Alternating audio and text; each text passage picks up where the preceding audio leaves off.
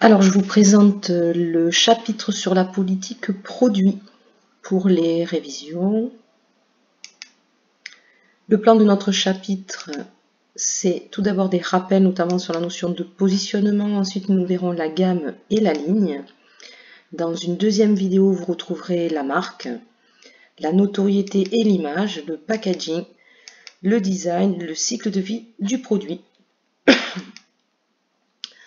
Petit rappel, donc, le produit est issu du positionnement de l'entreprise qui est la carte d'identité, l'ensemble des éléments qui vont permettre de différencier l'entreprise par rapport à ses concurrents. Au niveau de la gamme et de la ligne, donc on retiendra que la gamme, c'est l'ensemble des produits vendus par l'entreprise sur un même point de vente qui s'adresse au même type de consommateur. Donc pour un restaurant, la gamme, elle correspond à la carte. Si je regarde la carte de Duck-Me, on s'aperçoit que la gamme est constituée de plats, de desserts, de boissons, de menus. En définition, on avait noté que c'était l'ensemble des produits et donc on l'a entouré en rouge. Au niveau de la ligne correspond à l'ensemble des produits qui vont satisfaire des besoins identiques. Ces produits sont substituables. En bleu s'affichent les différentes lignes de chez Duck-Me. Donc tout d'abord la ligne des plats. Je peux prendre un burger au canard ou un wrap au canard. Des boissons, la ligne des desserts, la ligne des menus. La gamme peut se mesurer, donc on a un petit schéma où on va retrouver un exemple de gamme, donc un exemple de carte, si on reprend l'exemple de la restauration. Donc on parle de largeur de gamme, c'est le nombre de lignes. Chez McDonald's, on va avoir les hamburgers, les frites, les salades. Dans chaque ligne, on va parler de profondeur. Combien y a-t-il d'articles dans chaque ligne? Si je prends chez McDonald's, par exemple, la ligne des burgers, quelles sont les différentes possibilités que va retrouver un client? Les cheeseburgers, le Big Mac, le Royal Bacon, etc. Et on parlera de l'étendue de la gamme, c'est-à-dire qu'on comptabilisera l'ensemble des éléments proposés, donc l'ensemble des produits. L'étendue de la gamme, c'est donc la somme de tous les produits. Si on prend comme exemple l'enseigne Hilton, donc on a dit tout à l'heure que la gamme pour un restaurant c'était sa carte. Pour un grand groupe d'hébergement, la gamme est constituée de l'ensemble des enseignes qu'il propose.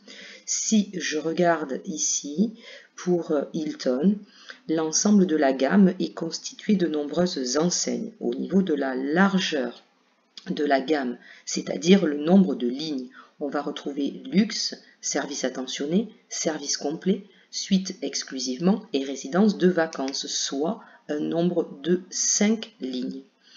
Si maintenant je regarde la ligne luxe, quelle est la profondeur de cette ligne? C'est-à-dire combien y a-t-il de produits dans la ligne luxe? Il y a Waldorf, Conrad et Canopy by Hilton, donc 3 enseignes, 3 produits dans la ligne luxe.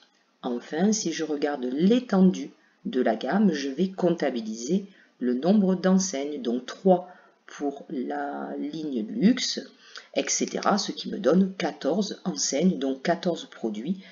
La gamme du groupe Hilton est constituée de 14 éléments. En remarque, nous avions vu que la gamme pouvait être étroite ou large. Qu'est-ce qui va faire que nous allons choisir une gamme étroite ou large? L'objectif quand je choisis une gamme étroite, c'est que je ne me disperse pas. Les coûts sont faibles, je me concentre sur certains produits, mais je ne vais pas satisfaire tous les segments.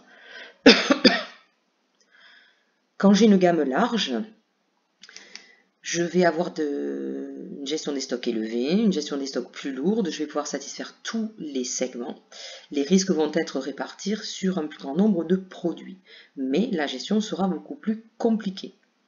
En remarque, nous avions vu dans un bar, dans quel type de bar doit-on avoir une gamme large, donc un grand nombre de produits. On avait dit que c'était les bars à vin. En effet, dans un bar à vin, il faut que dans chaque ligne, on puisse retrouver un nombre de produits, un nombre de vins différents. On est amené ensuite à faire évoluer notre gamme. Soit on peut faire une extension de gamme, c'est-à-dire qu'on va développer certains produits, soit on va faire une réduction de gamme, c'est-à-dire que l'on va supprimer certains produits. On avait vu l'évolution de la gamme du groupe Accor, qui avait fait vraiment évoluer sa stratégie et donc sa gamme. Enfin, on avait vu le rôle des produits dans la gamme avec le produit d'appel, plat du jour pour la restauration, le produit, alors il n'y a pas de produit d'appel en hébergement, le produit d'entrée de gamme, c'est vraiment le produit qui a le meilleur rapport qualité-prix, enfin qui a le prix le plus bas. F1 pour le groupe Accor, première classe pour le groupe Louvre-Hôtel. Le produit haut de gamme, c'est celui qui a le prix le plus élevé, Sofitel pour Accor, Royal Tulip pour toujours Louvre-Hôtel. Le produit leader, c'est celui qui a la plus forte notoriété, qui génère le plus de chiffre d'affaires, Ibis pour le groupe Accor, Kyriade pour Louvre-Hôtel. Et le produit tactique, quand la concurrence lance un produit. L'objectif, c'est de rapidement pouvoir proposer un produit similaire. Et ensuite, on avait fait un TP qui permettait de mesurer la satisfaction à l'intérieur de la gamme.